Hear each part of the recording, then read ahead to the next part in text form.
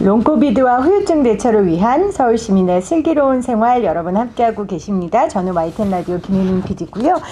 오늘 우리의 고민 상담을 해주실 분은 방금 전 열정적인 강의를 마치신 명지병원 장진구 정신건강의학과 선생님이십니다. 선생님 다시 인사할까요? 안녕하세요. 안녕하세요. 네. 혼자 이렇게 사람들 없이 강의하시는 거 힘드시죠? 네, 이게 참 코로나 이후부터 맞아요. 한두 번 해보긴 했는데 이게 참 이렇게 마주보면서 소통하는 게 얼마나 중요한가라는 맞습니다. 것들을 좀 느끼게 됩니다. 저도 뭐 공개방송 같은 거 할 때 우리 관객들이 있는 것과 없는 것의 차이를 이번에 코로나 이후의 행사들을 하면서 겪었습니다. 하루빨리 좀 이 코로나19가 종식돼서 저희가 많은 분들 모시고 함께 했으면 좋겠다라는 생각 저도 선생님과 강의 들으면서 느꼈고요. 선생님은 코로나 아까 걸리셨다고 하는데 선생님은 후유증이 어떤 게 있으셨어요? 네, 이제 저는 이제 5월에 걸렸으니까요. 이제 안 됐군요. 네, 아주 마지막에 안 걸리고 네. 넘어가는 줄 알았습니다. 저도 네. 네. 아주 마지막에 걸렸는데요. 근데 마지막에 5월에 걸리고 나서 한 일주일 격리 기간 동안에는 후각 소실이 많이 없었는데 한 격리 마지막일쯤 돼서 후각 소실이 생기더라고요. 네. 그래서 한 1, 2주일 정도 후각 감각이 좀 떨어지는 경험을 좀 했었고 그리고 피로, 만성 피로, 그리고 약간의 숨참 정도가 있었는데 지금 좀 좋아지는 것 같습니다. 근데 선생님이 아까 강의 하시면서 네. 3개월, 그러니까 코로나 걸리고 3개월 동 이후에 증상이 더 심각해지거나 또 다양한 증상들이 펼쳐질 수 있다고 하셨잖아요. 네. 그러면 지금 굉장히 떨리는 마음으로 시간을 보내고 계십니까? 아니면 마음의 평정을 찾고 계십니까? 네. 사실 떨리는 마음도 있고, 근데 제가 오늘 이렇게 준비를 하면서 이게 여기서 의사를 이렇게 여기 와서 이야기를 하면 다 병 얘기를 하니까 이게 그렇죠. 굉장히 좀 너무 무서운 것처럼 이야기를 하게 될까 좀 걱정을 좀 했는데요. 네. 하지만 만성 피로 증후군이나 이 코로나 후유증이나 생활 습관을 잘 조절하면 네. 상당 부분 조절할 수 있다는 걸 알고 있기 때문에 좀 네. 그렇게 마음을 잡으려고 하고 있습니다. 네, 정신과 선생님도 불안한 건 마찬가지다. 그렇죠. 저는 그게 더 위로가 됩니다. 네. 여러분 들으셨죠? 정신과 전문의도 코로나 후유증, 앞으로 다가올 후유증 때문에 걱정도 되지만 또 여러 가지 대안도 있으니까 마음의 평안을 찾고 계신다라고 말씀해 주셨습니다. 아까 말씀하신 생활 습관을 통해 좀 개선될 수 있는 부분들은 저희가 차츰차츰 나눠보도록 하겠습니다. 여러분들 유튜브 보이는 라디오 창에 굉장히 많은 분들이 지금 코로나 관련된 질문들 해주고 계세요. 제가 틈틈이 관련된 질문들 여러분들 대신해서 선생님한테 드리도록 하겠습니다. 제 친구가 코로나에 걸렸는데 이런 얘기를 하더라고요. 이제 코로나 걸리면 어쩔 수 없이 혼자 있는 시간이 있잖아요. 네. 그 시간을 보내는데 갑자기 이런 생각이 들더래요. 내가 그동안 너무 열심히 인생을 살다 보니까 이렇게 혼자서 아무것도 안 하는 시간을 처음 가졌구나. 40평생에. 그러면서 우울하더래요. 그럴 수도 있을 것 같다는 생각이 들었습니다. 이 사회적 거리두기와 격리 때문에 우울감이 더 느껴지는 경우도 있죠, 선생님. 네, 아주 사실 이 후유증이 나타나기 전에는 그 문제가 제일 큰 정신건강의학적 이슈였습니다. 격리 중에 생기는 우울과 불안, 그리고 심각하게는 자살사고까지 느끼시는 분들도 좀 많이 있었고요. 네. 이런 분들을 어떻게 하면 적절하게 좀 치료할 수 있고 개입할 수 있을까가 정부에서도 사실 코로나에 걸리신 분들은 아시겠지만 자가격리를 할 때 이렇게 마음 챙김, 마음 그 설문지라는 걸 하게 돼 있거든요. 그리고 자살사고에 대해서도 물어보게 되고 상담을 하게 되고 이렇게 되는 것들이 많았던 걸로 알고 있고요. 네. 많이들 겪으셨습니다. 그쵸. 그러면 격리 중엔 당연히 우울감을 느낄 수 있을 것 같아요. 그러니까 저처럼 뭐 1분도 쉬지 않고 얘기하는 사람은 만약에 저는 아직 코로나 걸리지 않았는데 코로나 걸리면 코로나 증상보다 격리를 더 힘들어하지 않을까 그런 생각을 네. 하는데 그런데 이 격리가 끝나고 나면 그 우울감이 해소돼야 되잖아요. 근데 제 친구 같은 경우는 해소되지 않는다고 하더라고요. 아마 그때 그 상황이 트리거가 돼서 계속해서 우울감이 지속되는 게 아닌가 그런 걱정도 저는 됐거든요. 네. 일단 앞에 말씀드린 거에 조금 더 부가 설명을 좀 드려야 될 것 같은데요. 이제 격리를 하게 되면 내 관심이라는 것이 바깥으로 나갔던 관심들이 나로 돌아오는 경험들을 하게 되는 거거든요. 네. 이 나로 돌아오는 경험들에 굉장히 익숙하지 않으신 분들이 좀 많이 있습니다. 이제 나로 돌아오는 경험을 근데 요새는 이제 굉장히 이것을 돈 주고 하는 경험이기도 하거든요. 맞아요. 나로 돌아오는 경험. 이제 우리 템플스테이 같은 거 네, 하기도 하고 그렇죠. 그러잖아요. 네, 그런 경험들을 좀 하시게 되는 경우들이 있어서 저희가 이제 마음 챙김이라고 해서 내 몸과 내 호흡과 내 그런 신체 증상들 이런 것들에 하나씩 더 집중하는 프로그램들을 좀 하시면서 이게 나의 이런 감정에 집중하지 말고 내 몸에 집중하는 훈련들을 하게 된다고 하는데요. 네. 그런 것들을 좀 잘 해오셨다면, 그리고 그러셨다면 나오고 나서도 생기는 우울감이 조절하는 데 좀 do움이 될 수 있지 않을까가 네.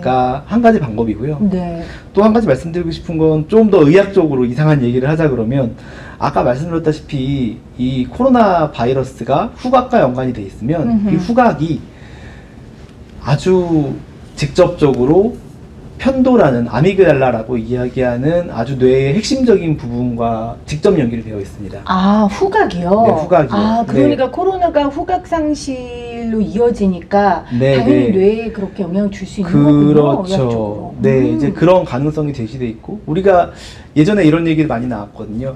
동물들이 어떻게 독이 든 식물과 독이 들지 않는 식물을 구분해서 먹을 수 있는가? 이것이 후각으로 구분할 것이다. 네. 라는 얘기가 많이 나와서, 내가 어떤 냄새가 맡으면 이건 나한테 위험한 냄새야. 우리가 뭐 도시가스나 부탄가스에도 이상한 냄새를 입으로 삽입해서 위험 신호를 주잖아요. 그렇죠.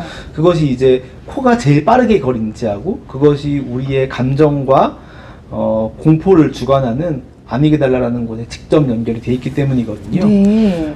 근데 그곳의 자극이 아무래도 한 2주간 제대로 들어가지 않게 되고, 그것을 연결되어 있는 곳들이 염증 반응이 계속 생겨 있고, 이러니까 아마 감정을 조절하는 것도 쉽지 않겠다라는 이제 생각을 해볼 수 있을 것 같습니다. 그렇군요. 네.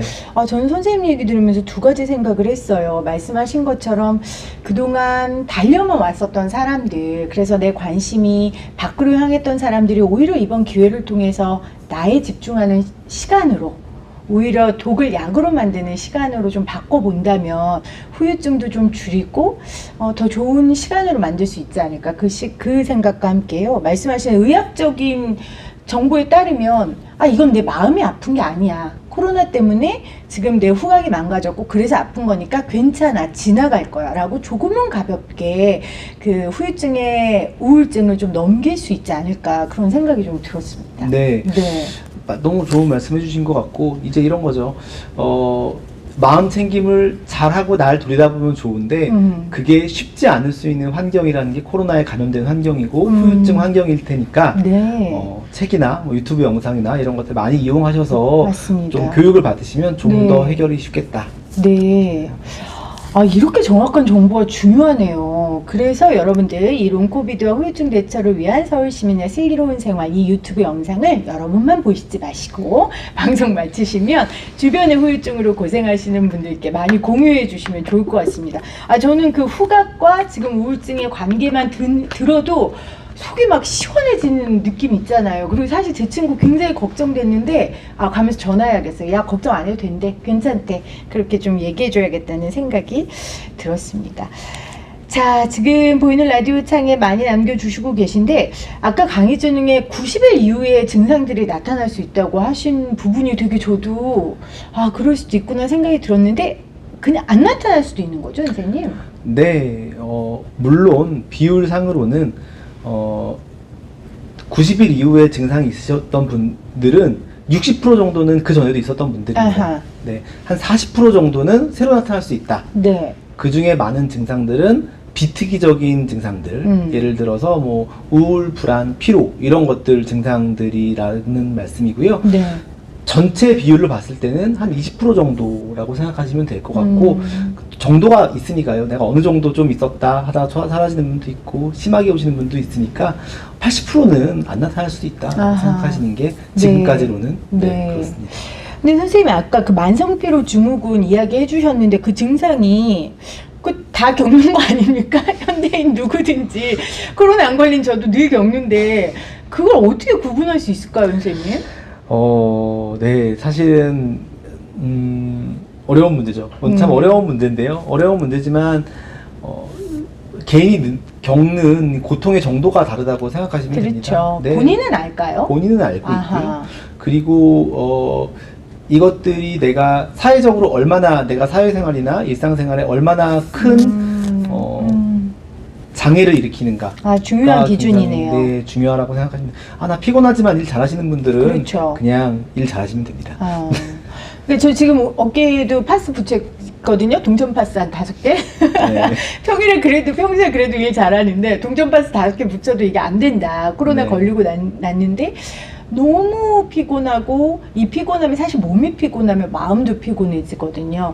그렇게 이어지면서 내 일상이 조금 달라졌다라고 생각하면 이게 후유증일 수 있겠다라고 의심해 보는 것도 좋은 방법 중에 시그널이니까요. 네, 그렇죠. 그렇다는 생각이 듭니다. 우리 코로나 저는 이제 안 걸렸는데 저 같은 경우에는 반에서 다식 중독이 걸려도 저만 안 걸리고 어렸을 때부터 그런 히스토리가 있어요. 그래서 지금까지 안 걸린 것 같은데 제가 이 얘기를 왜 드리냐면 후유증도 그렇습니까? 사람에 따라 강한 사람, 취약한 사람 특징이 있을까요? 네, 좀 이게 우리나라에서는 이제 아직 나오지 않은 결과들입니다. 말씀드렸다시피 이제 코로나라는 것이 2월부터 우리나라에서 피크를 찍었기 때문에 네. 저는 6월부터 이제 환자분들이 이제 병원 방문을 하시고 증상 호소를 하실 거라고 생각을 해서 네. 외국 자료를 가지고 볼 수밖에 없고 네. 또한 그 중에서도 오미크론으로 인한 후유증은 조금 다를 수 있다라는 것이 좀 있으니까 정확하게는 말씀드릴 수 없겠지만 네. 그래도 이전의 연구들을 보면 남자분보다는 여자분이 조금 더 많은 후유증을 호소하시는 경우들이 좀 그렇군요. 많다라고 좀 하시는 분도 있고요.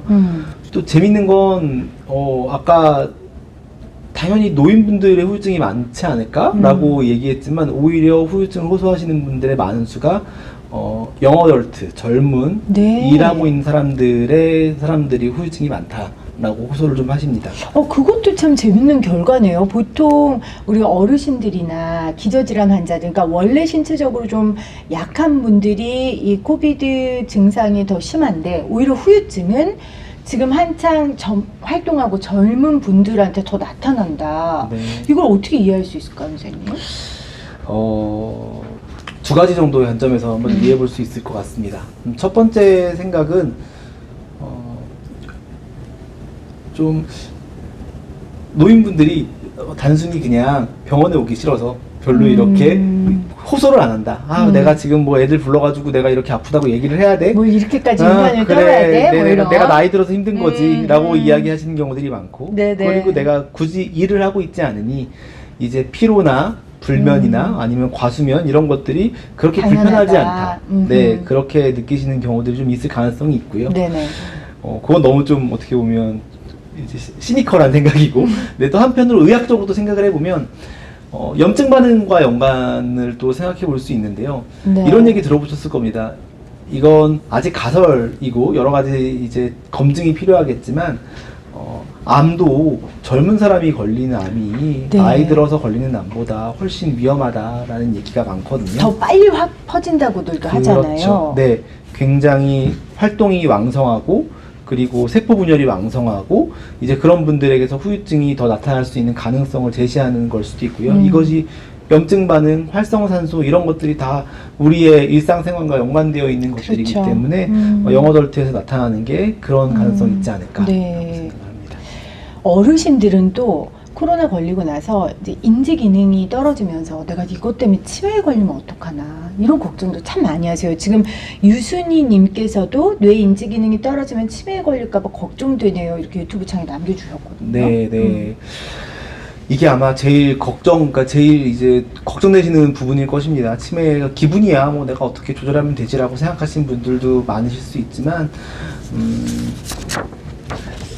근데 사실은 이제 이것만 가지고 치매라는 것이 굉장히 복합적인 질환이거든요. 그렇죠. 우리가 얘기하는 알츠하이머형 치매는 이제 알츠하이머의 형 치매의 특징적인 해마 손상이나 그리고 어떤 뇌에 찌꺼기가 쌓이는 병리들이 있어야 되는 거고, 또 어떤 뇌졸중에 의한 치매는 뇌졸중이 있어야 되는 거고, 이런 치매를 일으키는 커다란 펀치들이 있습니다. 뭐 내가 이 펀치 제대로 맞으면 이건 치매 걸릴 수밖에 없어 라는 것들이 있지만, 그 중에 코로나로 인한 건 약간 뇌 감기 정도라고 생각하시면 되고, 물론 지금 연구 결과들에서 뇌 기능이 저하시킬 수 있을 가능성이 제시됐지만, 네. 이것이 기존에 알려져 있는 치매를 일으키는 다른 원인들에 비해서는 굉장히 약한, 너무 걱정할 필요는 없는 이런 정도라고 생각합니다. 뇌 감기 정도다. 네. 그러면 선생님, 뇌경색을 앓았거나 뇌출혈을 겪었거나 이런 분들은 이게 강력한 펀치가 될 수도 있잖아요. 그럴 수 있죠. 아하. 네, 그럴 수 있습니다. 실제로도 뭐 제가 아는 지인분도 그런 분들이 좀 있고요. 워낙에 뇌 손상이 좀 있고, 워낙에 내가 해마의 기능이 많이 떨어져 있고, 이제 우리가 뇌 영상 중에 기능을 보는 영상들이 상당히 좀 있거든요. 우리 네. 구조들만 보지만 얼마나 잘 활동하는가를 보는 검사들을 해보면 특정 부위의 기능이 굉장히 떨어져 있는 분들한테 코로나에 걸렸을 경우에 그분들의 기억력 저하가 이전보다 훨씬 더 심해졌다라고 하시는 분들을 이런 걸 저희가 케이스 리포트라고 이야기를 하는데, 네. 사례 보고들 그렇죠. 정도는 좀 있습니다. 아하. 제 친구들은 아직 뭐 치매를 걱정할 나이는 아니니까 이 브레인 포그라고 하죠. 이거 관련돼서 굉장히 걱정하더라고요. 왜냐면 지금 한창 일할 나이기 때문에. 그래서 지금 유튜브 보이는 라디오 창에도 롱코비드 후유증으로 브레인 포그도 많이 이야기하는데, 이 브레인 포그 후유증 왜 생기고 어떻게 해야 하나요 하셨네요. 아까 강의 중에서도 좀 언급하셨지만 두려워하는 분들이 많으신 것 같아요. 네. 이 브레인 포그라는 게 옛날에도 있었던 얘기인데요. 브레인 포그가 옛날에 나왔을 땐 항암 치료제 환자분들이나 아까 얘기했던 만성피로증후군 환자의 증상으로 나타났던 이야기입니다. 뇌에 안개가 낀 것 같고, 결국엔 내가 시험 문제 풀면 시험은 잘 풉니다. 그래서 우리가 뭐 IQ 검사하면 IQ는 다 정상적으로 나오는데, 내가 느끼기에는 생각하는데 떠오르는 시간이 너무 오래 걸리게 네. 나오게 된다거나, 뭔가 좀 산만해서 일의 효율이 이전만큼 나오지 않는다거나, 이제 이런 것들을 브레인 포그라고 이야기를 하는데요. 좀 아직도 연구가 필요한 부분이긴 하지만, 이런 브레인 포그를 왜 연관이 제일 큰 어떤 핵심 인자가 염증이라고 저희가 생각을 하거든요. 네. 항암 치료를 받으시는 분들도 염증 반응이 굉장히 증가하는 경우들이 있었고, 만성 피로 증후군이 걸리시는 분들도 이제 신경계통의 염증 반응이 굉장히 많았다라는 연구들이 많아서 그것이 활성산소를 늘려서 이렇게 되는 거다라는 얘기가 지금까지 많아서, 그거를 고려해 봤을 때 똑같은 증상이니까, 그리고 이것도 염증을 일으키니까 네. 염증 반응을 줄이면 이런 브레인 포그가 줄어들 수 있지 않을까라는 얘기들이 좀 많이 나오고 있는 겁니다. 그럼 선생님, 지금 치료는 정신의학적인 치료는 아니잖아요. 염증 반응을 줄이는 건. 네. 혹시 예를 들어 우리가 치매를 막기 위해 뭐 어르신들 골수업도 치고 뭐 그런 치료 하듯이, 내가 브레인 포그로 지금 일상생활이 좀 힘들고 답답한 분들한테 그렇게 정신의학적으로 할 수 있는 치료도 있습니까? 네. 사실 이제 정신의학적이라고 이야기를 하신다면, 스트레스를 안 받는 게 최고입니다. 그게 선생님 제일 어려운데요. 네. 활성산소라고 하면, 뇌 활성산소다 그러면 스트레스 안 받는 거. 우리가 옛날에 이런 얘기 많이 했잖아요. MSG 많이 먹으면 머리 네. 나빠진다. 이런 네. 얘기 많이 들은 것도 다 비슷한 내용인데, MSG, 스트레스 이런 것들이 다 뇌를 파괴한다라는 얘기들이 좀 많이 있는데, 그게 다 기전이 비슷하거든요. 결국에는 활성산소가 늘고, 이렇게 되면 DNA 발현이 줄어들고, 이러면은 뇌가 죽고, 이런 코스를 겪는다고 나와 네. 있기 때문에 스트레스 안 받는 게 제일 좋아서, 고스톱을 치면서 스트레스를 푼다? 저는 당연히 제일 좋은 방법일 것 같습니다. 그렇군요. 네. 선생님 스트레스 받으면 어떻게 하시는데요? 저요? 네. 저는 좀 위험인자인 것 같습니다. 3개월 뒤가 걱정되긴 하는데요. 네. 그 스트레스 저는 어떻게 해소하죠? 여러분은 어떻게 해소하세요? 진짜 궁금하네요. 네. 음. 일단 스트레스를 해소하는 방법은 굉장히 아는 분과 모르는 분이 나눠져 있는 것 같습니다. 제가 이렇게 상담을 해보면 요새 너무 스트레스 많이 받으시는데 잠깐 일을 멈추고 하실 게 있으니까 이렇게 아하. 물어본다거나 하면 그게 그 방법을 가지고 계신 분과 가지고 계시지 않은 분들이 좀 많더라고요. 그런 것들을 만들어 놓는 건 꼭 필요한 것 같고요. 아, 네네. 중요한 말씀 해주셨어요, 선생님. 네. 그러니까 일을 잠시 멈추고 당신이 할 일이 있으니까 그게 자신만의 방법이잖아요. 그러니까 예를 들어 호흡법일 수도 있고, 네.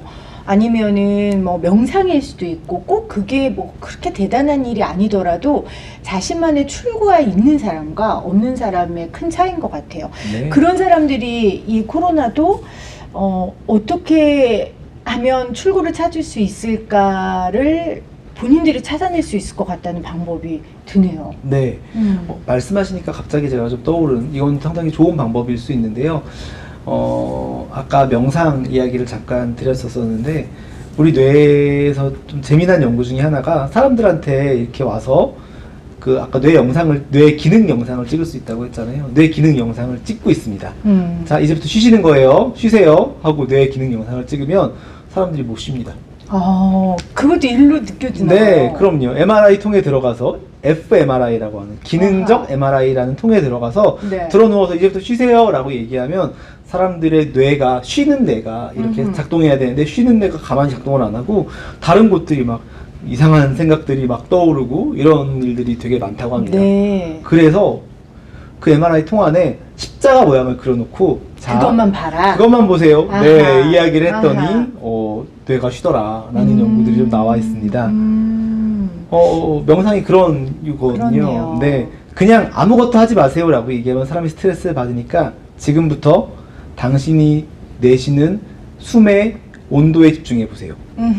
라고 이야기를 하는 겁니다. 당신이 내뱉는 숨을 쉴 때 배가 얼마나 올라오는지 집중해 보세요.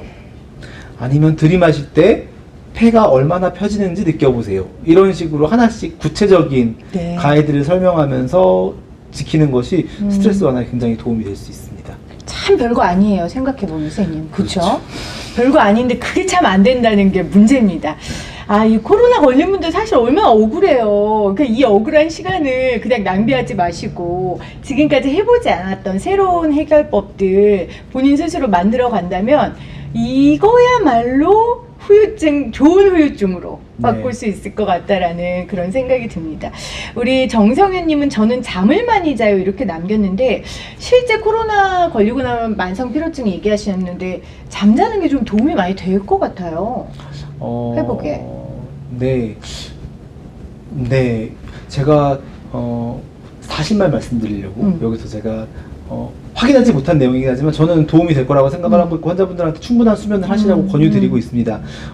아마 연구가 나오게 되겠지만 어떤 코로나 이후에 충분한 수면을 가지신 분들과 가지지 못하신 분들의 후유증 차이는 굉장히 차이가 날 거라고 생각을 그렇죠. 하고요. 제가 아까 보여드렸던 자료 중에 하나가 코로나 후유증 걸리신 분들이 만성 피로증후군인데도 불구하고 수면의 질이 굉장히 떨어지는 분들이 많습니다. 내가 잘 못 잤다라고 느낀다거나, 네. 이제 낮에도 계속 졸리다라고 얘기한다거나, 이제 그런 분들의 경우에는 수면을 잘했다라고 할 수가 없겠죠. 네. 충분한 수면 그리고 좋은 수면이 필요할 겁니다. 좋은 수면이라 하면 어떤 걸까요, 선생님? 좋은 수면이라 하면 네. 저희가 기본적으로 이야기를 드리는 수면 위생이라는 것이 있습니다. 근데 수면 위생이라고 하는 건 잠자는 곳이 좋아야 됩니다. 일단 익숙한 곳에서 잠자는 게 제일 좋을 거고요. 그래서 익숙한 환경을 만들고 핸드폰이 없어야 됩니다. 그래요. 늦게까지 잠들기 직전까지 핸드폰 보통 보고 자거든요. 그렇죠. 눈 뜨면 핸드폰 켜고. 그렇죠. 그래서 보통 잠자기 30분 전부터는 디지털 기기의 사용을 피하라라고 네. 저희가 이야기를 하는데요. 네. 이게 뭐 저희가 말씀드리는 고스톱 치세요, 디지털 기기 피하세요라고 하는 것들이 쉽게 말씀드리지만 이런 걸 연구하는 사람들은 굉장히 엄격하게 연구를 해봐서 다 효과가 증명된 것들이거든요. 그래서 휴대폰 보지 말 것, 그리고 시계를 치우는 것도 되게 중요한 거고요. 그리고 핵심적인 이제 수면 위생의 핵심은 깨면 일어나는 겁니다. 더 자려고 애쓰지 말고요? 네, 아침에 바로 잠들면 괜찮지만 네. 내가 깼는데 20분 동안 침대에 누워서 뒹굴거리는 일은 하지 말고 이번 텀은 끝났다 라고 일어나셔서 네. 이불을 박차고 이불을 일어나는 박차고 거죠. 네. 일어나시는 겁니다. 아, 그렇군요. 네. 사실 우리 다 아는 얘기예요. 그리고 네. 여러분들 뭐 살면서 많이 들으셨을 텐데 삶에 쫓기다 보니까 또 일상생활에 바쁘다 보니까 이런 일들을 실천을 못 하거든요. 코비드가 우리 삶에 잠시 쉼표를 찍어줬다고 생각하고요. 우리가 그동안 들었던 거, 우리 전문가들이 우리에게 많이 해줬던 얘기들 좀 실천하는 그런 시간이 됐으면 좋겠다라는 생각 듭니다. 두통이 심해졌어요. 정지원님께서. 저는 백신 저도 3차까지 맞았는데 2차, 3차는 잘 넘어갔고 1차 때 백신 맞고 머리가 굉장히 아프더라고요. 한 달 정도? 근데 이게 코로나 이후에도 이런 후유증으로 두통 호소하시는 분들이 많으신가 봐요. 네, 두통이 꽤 흔하게 저희 클리닉에도 많이 오시는 네. 경우들이 많습니다. 이제 두통이라고 함은 굉장히 비특이적이잖아요. 그 얘기가 두통이. 네. 근데 이제 스트레스성과도 연관이 있는 분들이 있고요. 음. 기존에 내가 편두통이 있었던 분들이 있습니다. 보통 스트레스와 연관이 되어 있는 두통들은 이제 긴장성 두통이라고 해서 목부터 올라오는 이렇게 조이듯이 오는 두통. 알죠. 네, 그런 네. 두통이 많은데 또 굉장히 흥미로운 사실은 긴장성 두통의 상당수의 분들이 긴장을 느끼지 못하는데 두통이 왔는데 병원 가서 보면 긴장성 두통이다라고 이야기 듣는 경우들이 많거든요. 그래서 내가 두통이 너무 심하다라고 하신다면 이걸 병원에 찾아가 보신다면 그냥 타이레놀을 먹는 것이 아니라 그럴 때에는 이 근긴장을 풀어주는 다른 치료법들이 있거든요. 뭐 스트레칭도 도움이 되죠. 스트레칭 당연히 도움되죠. 네. 네, 그런 것들 도움되고 근이완제를 드시는 분들도 있고 정기적으로 이제 반대쪽 근육을 이제 수축하는 근육의 반대쪽 근육을 강화시키는 운동들을 통해서도 좋아질 수도 있어서 네. 그런 것들도 이제 뭐 재활의 약화나 아니면 다른 유튜브 영상들을 보시면 좀 도움이 될 것 같습니다.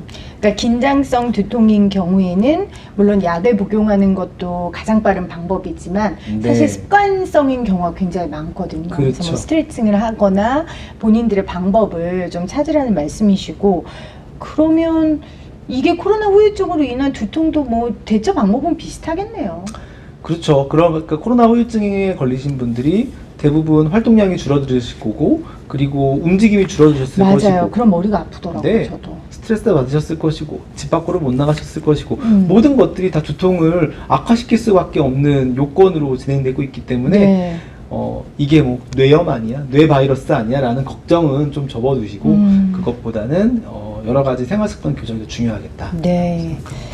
알겠습니다. 롱코비드와 후유증 대처를 위한 서울시민의 슬기로운 생활 라이브 방송 여러분 함께하고 계십니다.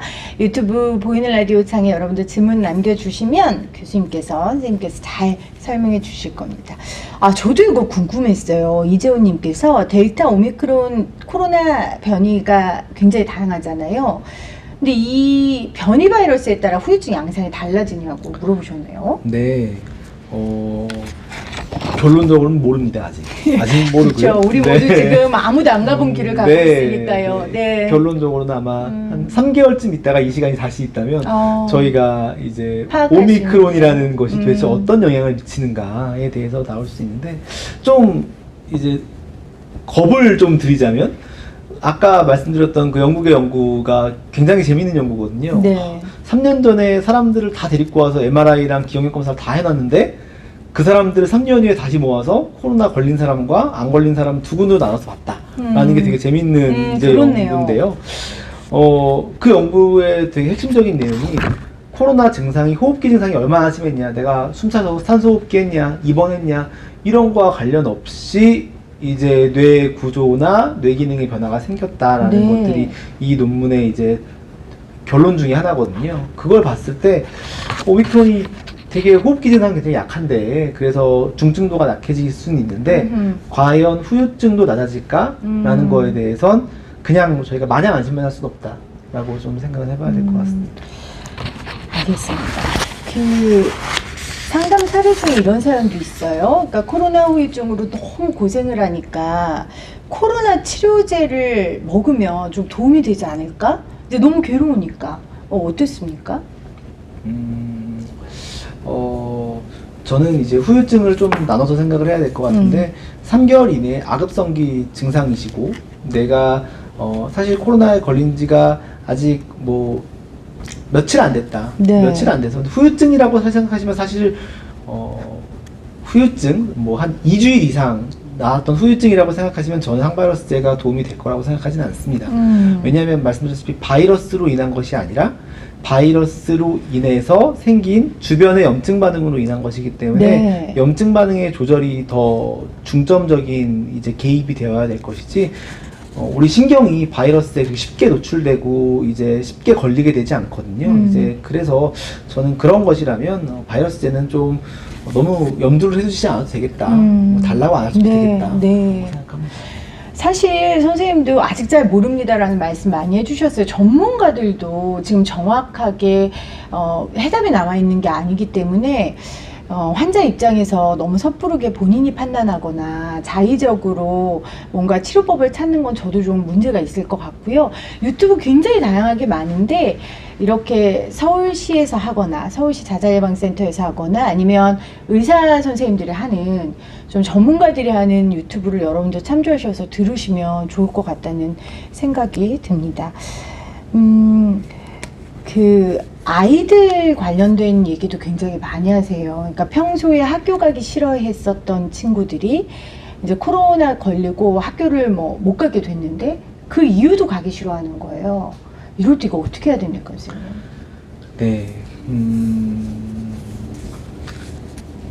굉장히 어려운 질문이신데요. 맞아요. 그거는 굉장히 진짜 어려운 질문이시고, 어렵습니다. 네, 굉장히 어려운 질문이시고, 이제 그것이 이제 이건 좀 감염병 자체와는 연관이 없는 그리고 어떤 이제 아이의 사회적 적응 문제라고 생각하는데 저는 이제 좀 기본적인 개념만 좀 말씀드리자면 사람은 발달을 하는 동물이거든요. 그래서 네. 1살 때 해야 되는 일과 2살 때 해야 되는 일, 4살 때 해야 되는 일, 8살, 12살 해야 되는 일들이 모두 다르다고 생각을 하고 그걸 얼마나 잘 경험해 오고 났느냐가 그 아이에게 제일 중요한 문제라고 생각을 하는데 네. 아마 아이들이 지금 걱정되시는 아이들이라면 초등학교 저학년 아이들이라거나 아니면 뭐 중고등학생 아이들이겠죠.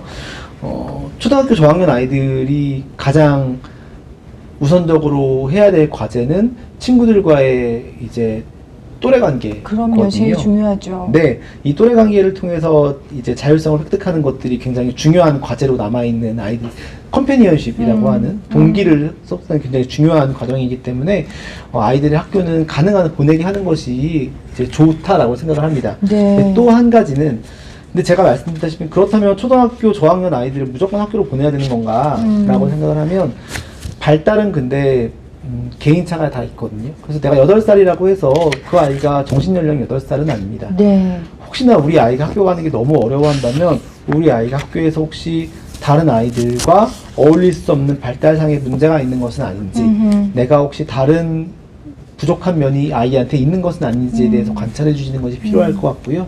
그것이 해결된다면 아이들은 알아서 배우게 되는 경우들이 있기 때문에 아이에게 부족한 부분들을 찾아내 주시는 관찰력 이런 것들이 보호자분에게 필요할 것 같습니다. 그러니까 코로나 이후에 학교를 너무 과도하게 가기 싫어하는 친구들은 코로나 후유증이라기보다는 그 전부터 학교에 대한 여러 가지 그렇죠. 문제 의식을 갖고 있거나 여러 가지 문제들이 발생된 경우가 많을 테니까 우리 부모님들께서 그때그때 맞는 아이에 맞는 눈높이의 교육과 또 필요하면 우리 선생님 같은 우리 전문가를 찾아가서 아이에 대해서 상담해 보시는 것도 현명한 방법인 것 같습니다. 네. 또 아이들 중에 이런 친구들 있잖아요. 과도하게 코로나 걸릴 것에 대해 두려워하는 아이들. 그러니까 마스크 절대 벗어도 되는 상황에서도 절대 안 벗는 친구들이 있거든요. 괜찮나요? 그러니까 과도하게 네. 안전에 대해서 좀 저도 불안해하는. 알고 있습니다. 네, 네, 네. 주변에서 몇몇 떠오르는 아이들이 있어서 네, 네. 제가 이렇게 좀 웃음이 지어지는데요. 그것도 일종의 아까 말씀드렸던 발달 과정에서 나타나는 과정일 수도 좀 있습니다. 아이가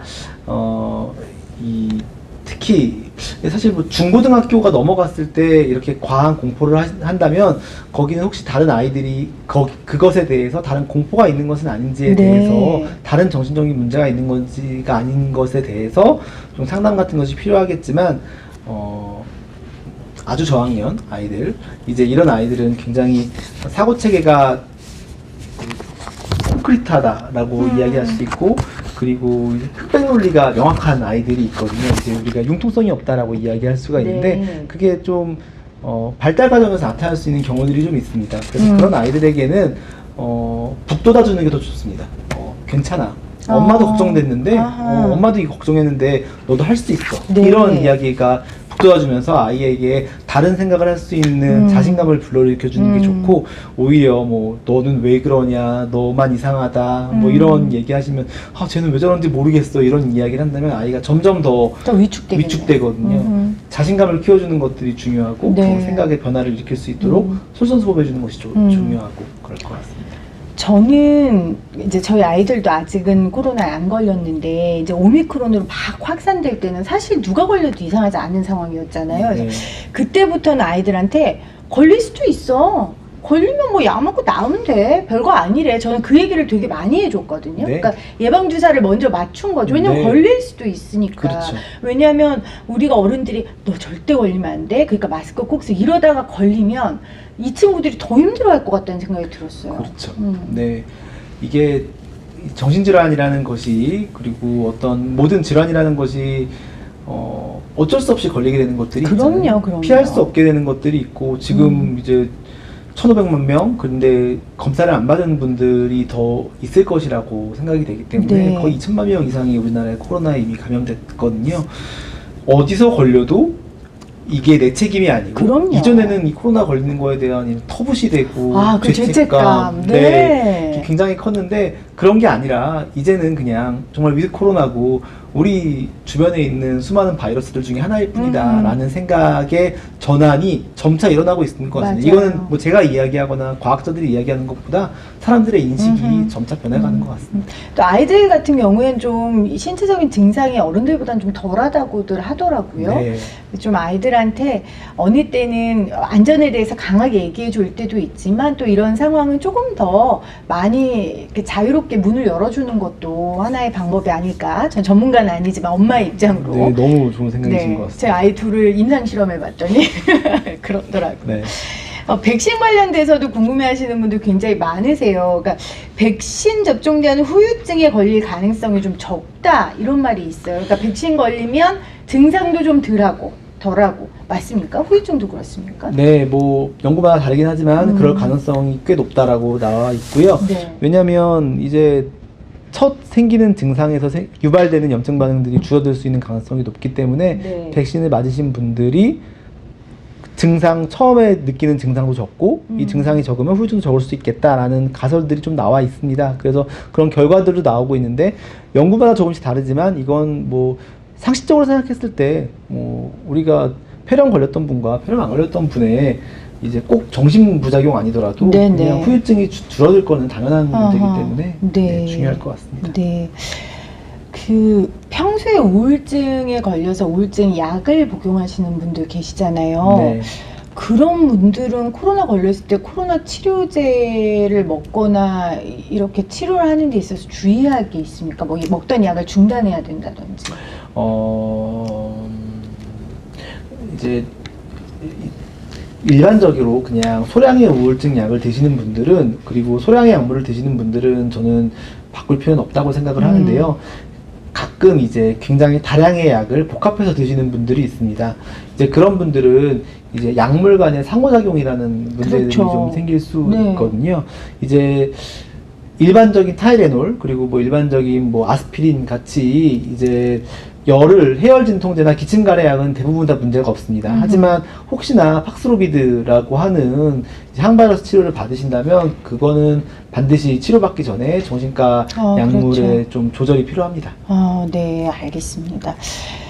지금 또 보이는 라디오 창에 명지병원에서 롱코비드 후유증 클리닉 운영한다고 하셨는데, 거기 방문하면 어떤 치료 받을 수 있나요? 일반 병원에서 치료받는 거랑 차이가 많이 있습니까? 이렇게 보내주셨어요. 일단 두 가지 말씀을 좀 드리고 싶고요. 저희가 명지병원 명에서 2천만 명이 한 가지 바이러스에 걸리는 일이 생겼는데 당연히 후유증이 생기지 않겠어? 라는 생각이 저희가 첫 번째 했었고, 그러면 이 사람들이 적절한 치료를 받으러 가는데 아무도 모르는데 어딜 가야 맞아요. 되냐에 대한 저희가 선도적인 입장으로 만든 거였고, 진료를 오시면 일단 일반 선생님, 내과 선생님의 진료를 보시게 되고, 내 증상을 청취하신 이후에 추가적인 검사나 치료가 필요하실 때는 각 과를 거의 당일로 진료를 볼 수 있게, 네, 그 자리에서 보실 수 있도록 좀 되어 있어서 좀 진료가 편하다라는 말씀을 드릴 수 있고요. 물론 증상 조절도 하게 되고요. 아까 위에서 말씀드린 고압산소 치료나 아니면 TMS, 네. 그리고 TDCS, 이 모든 치료들을 저희가 준비해 놓고 있고요. 네. 그래서 비특이적인 증상을 치료받으실 때는 뭔가, 그리고 이런 치료들은 아까 말씀드렸듯이 아직 증거가 명확하지 않거든요. 이런 것들은 좀 더 상급 의료기관이나 그리고 많은 경험이 있는 곳을 방문하셔서 치료받으시는 게 좀 도움이 될 것 네. 같습니다. 코로나19 때 우리 의료진들의 고생은 뭐 말할 것도 없죠. 국민들이 잘 알고 있는데 또 고생은 하셨지만 선생님들 입장에서는 연구해야 할 여러 가지 소재들이, 과제들이 많이 생긴 것 같아요. 네, 그렇죠? 그렇죠. 뭐 사실은 코로나 이후에 정말 연구에 이런 자료들이 굉장히 이제 그러니까요. 경험해보지 못한 일들을 네. 사람들이 궁금해하는 것들은 너무 많고 나오고 있는데, 저는 뭐 이번에 느끼기로는 코로나로 의료진이 겪는 어려움 중에 제일 하나는 의료진의 격리 기간을 5일로 줄였다. 아, 그러게요. 네, 그래서 5일밖에 못 쉬었다. 이거 선생님 살짝 여기서 불만을. 네, 근데 저도 제 친구 중에 의사 있는데 그 친구 그 얘기 하더라고요. 네, 네. 근데 본인 몸도 다 안 나았는데 5일 만에 나가게 돼서 더 그러니까요. 서러웠다 하셨는데, 네. 생명을 살리는 사람들의 무게라고 생각하시고 제가 대신 사과드리겠습니다. 우리 의료진들 정말 애쓰고 노력하셨고, 그분들의 헌신과 희생 없이 어떻게 우리가 여기까지 왔겠습니까? 정말 감사하고, 코로나 종식이 빨리 돼서 휴가도 가시고, 그리고 또 정부에서 또 거기에 맞는 대우도 좀 해주셨으면 하는 바람을 좀 가져봅니다.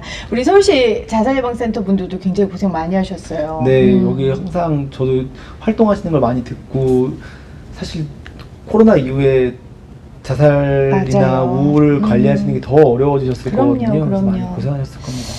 네, 자, 모든 분들께 다시 한번 감사 인사를 드립니다. 지금 이현정님께서도 코로나19로 실직이나 무급으로 인해 코로나 번아웃을 경험하는 분들 많은 것 같습니다 하셨는데, 참 이 부분이 의사 선생님들이 해결해 줄 수 없는, 사실 이 부분은. 그래서 각종 제도와 또 정치권이 해야 할 일이 참 많은데요. 이거 어떻게 해야 됩니까, 선생님?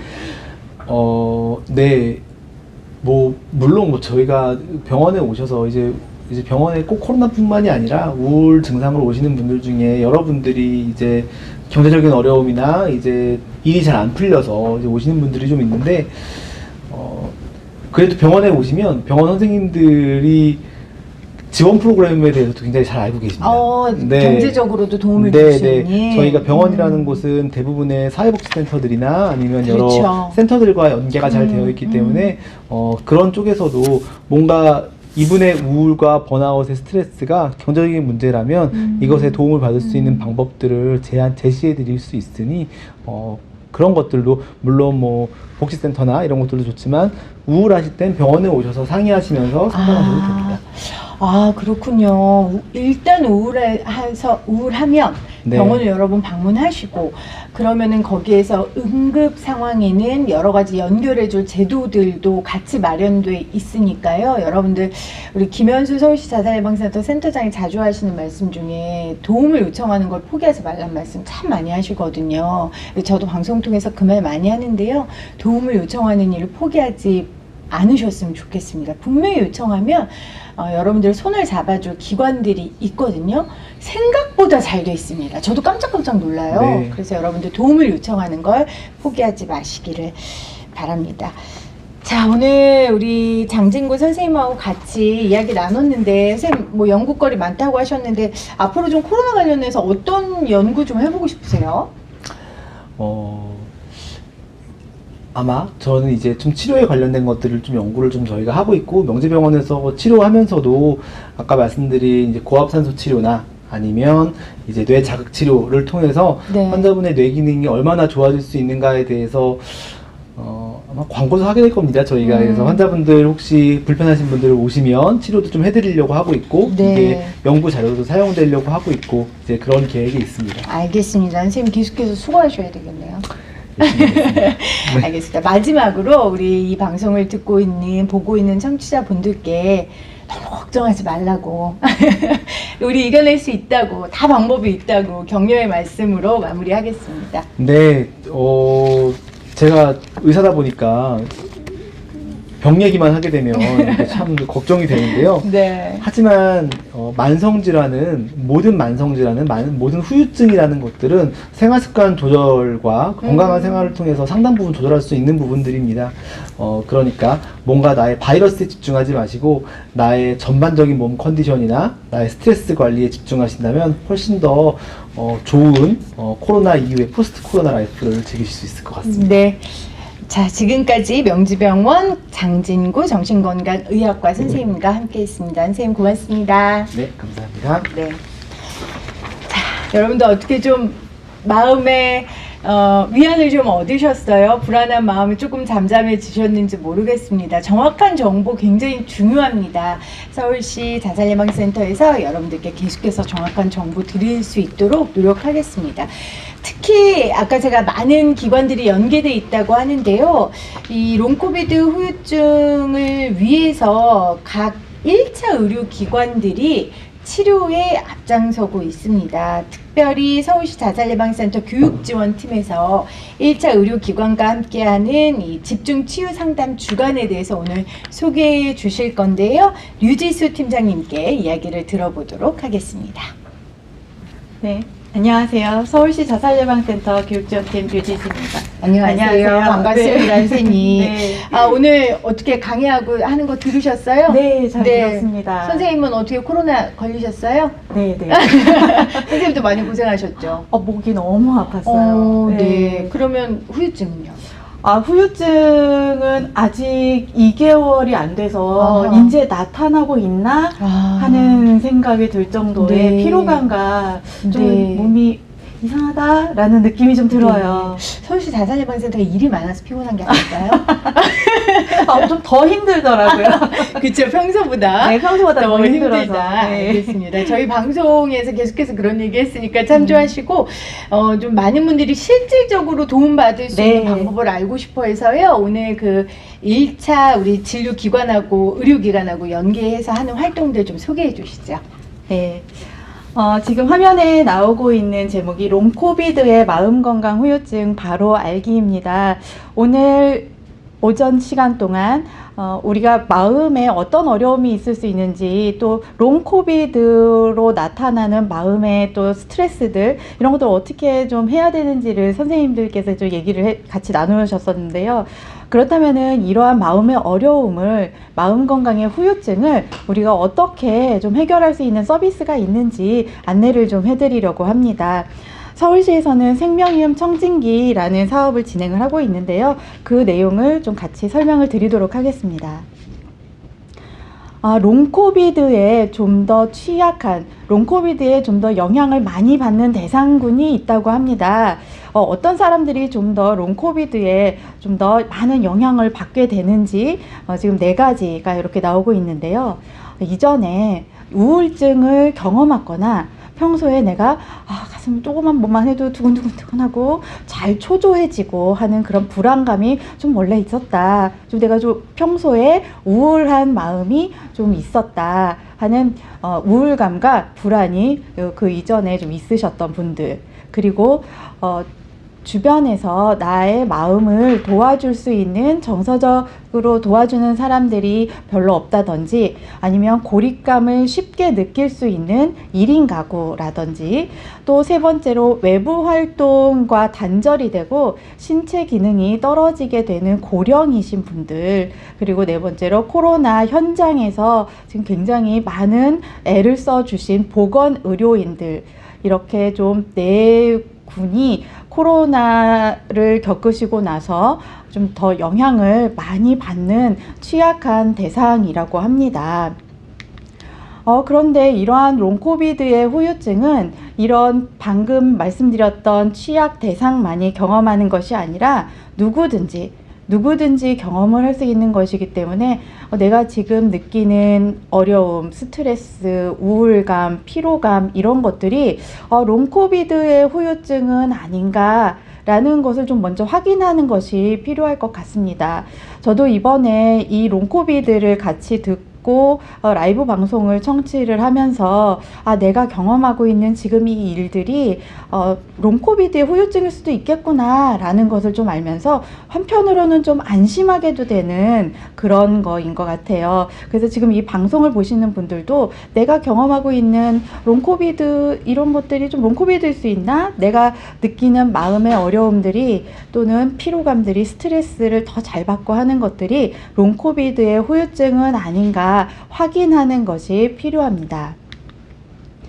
롱코비드의 후유증과 마음을 돌보는 생명이음 청진기 사업을 서울시에서 진행하고 있습니다. 롱코비드의 후유증으로 인해서 나타날 수 있는 마음의 어려움 그리고 몸의 이상들을 함께 확인하실 수 있는 그러한 서비스인데요. 우리 동네에서 내가 사는 우리 지역에 있는 동네 의원을 통해서 간단한 우울증 검사와 상담을 받아보실 수 있습니다. 코로나 이후 우울로 인해서 좀 마음이 어렵고 나 혼자 감당하기에는 좀 내 선을 벗어난 것 같다. 누구에게 도움을 좀 요청하고 싶다 하실 때에는 가까운 동네 의원을 통해서 이러한 검진과 상담을 받아보실 수 있습니다. 마음에 어려움이 있는 경우 조금 더 마음이 더 어려워지면 죽음을 생각하게 되기도 하는데요. 전체 자살자의 28.1%가 자살 전에 몸의 이상으로 동네 의원을 방문을 한다고 합니다. 잠을 잘 못 잔다든지 배가 아프다든지 심장이 두근거리다든지 두통이 심하다든지 이런 몸의 이상으로 죽음을 생각하시는 분들이 내 마음의 어려움보다는 몸에 먼저 나타나는 신체 문제를 가지고 먼저 병원을 방문하시게 된다고 하는데요. 이러한 자살 생각을 가지신 분들이 병원을 방문하시고 나서 1개월 내에 66%가 사망을 하게 되었다라고 합니다. 그래서 우리가 이런 우울한 마음으로 또는 너무나도 극심한 마음의 고통으로 죽음을 생각하기도 하게 된다라면 동네 의원을 통해서 우울증 검사와 상담을 받아보시기를 권해드립니다. 생명이음 청진기 사업은 서울시에 거주하는 만 19세 이상 성인이시라면 누구든지 이용하실 수 있습니다. 무료이고요. 동네 의원을 찾아보실 수 있을 텐데요. 가셨을 때 우울증 검진과 간단한 척도지 검사를 통해서 내 상태를 확인하고 우울증 상담을 받아보실 수 있습니다. 먼저 병원을 방문을 하시고 검사하시고 하는데 그럼 나는 어느 병원을 가야 되지? 하는 게 좀 많이 궁금하실 것 같아요. 자치구별로 내가 사는 구별로 병원들이 다 다르기 때문에 그 병원을 확인하실 수 있는 홈페이지가 바로 지금 이 화면에 나오고 있는 홈페이지 주소입니다. www.suicide.or.kr 홈페이지에 들어가시면 자세한 내용 확인하실 수 있고요. 지금 이 화면에 뜨고 있는 QR코드를 바로 촬영하시면 홈페이지 자세한 내용으로 연결이 됩니다. 홈페이지 내용을 통해서 내가 사는 구에 어떤 병원이 생명이음 청진기 사업을 수행하고 있는지 확인하실 수 있습니다. 가까운 병원 검색하시고 확인하셔서 꼭 내 마음의 검진 받아보시기를 부탁드립니다. 감사합니다. 네, 감사합니다. 생명이음 청지기. 와, 이 말 너무 좋네요. 아까 홈페이지 주소 한 번 더 얘기해 주시겠어요, 선생님? 네,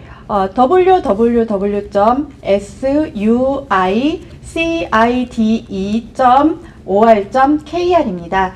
이 페이지로 가시면 동네 의원 검색하실 수 있고요. 그리고 자세한 내용도 확인하실 수 있습니다. 네, 자, 함께 해주신 우리 팀장님 다시 한번 감사드립니다. 고맙습니다. 롱코비드와 후유증 대처를 위한 서울시민의 슬기로운 생활 라이브 방송 여러분들 함께 하셨습니다. 긴 시간 동안 함께 해주신 여러분 감사하고요. 어제부터 금요일까지 이 라이브 방송 진행되고 있습니다. 여러분들 내일 또 아주 좋은 정보들 얻으실 수 있어요. 월요일 어제 진행해 주셨던 우리 강양구 기자님께서 국립중앙의료원 정신건강의학과 이소희 과장과 함께 여러 가지 이야기 나누실 겁니다. 여러분들 제가 거듭 말씀드리지만 정확한 정보 굉장히 중요합니다. 서울시와 서울시 자살예방센터가 함께하는 이 방송이 여러분들께 맞춤형 정보를 드릴 테니까요. 여러분들 내일도 애청해 주시고, 그리고 저희가 방송 끝나면 또 이 방송분이 서울시 자살예방센터 유튜브에 올라갑니다. 그래서 여러분들 많이 공유해 주시면 좋겠습니다. 한 번 더 생명의힘 청진기의 그 주소 알려드릴게요.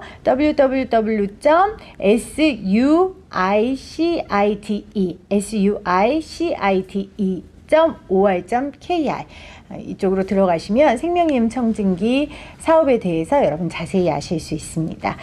오늘 저도 많이 배웠습니다. 그리고 무엇보다도 여러분들이 하고 있는 고민, 제가 하고 있는 고민이고요. 또 제가 하는 고민이 여러분들이 하고 있는 고민이라는 사실만으로도 이 문제가 내 개인의 문제만은 아니구나. 많은 사람들이 함께 고민하고 또 새로운 길을 만들어 가려고 노력하고 있구나 라는 것 때문에 위안받는 2시간이었습니다. 함께 해주신 여러분 고맙습니다.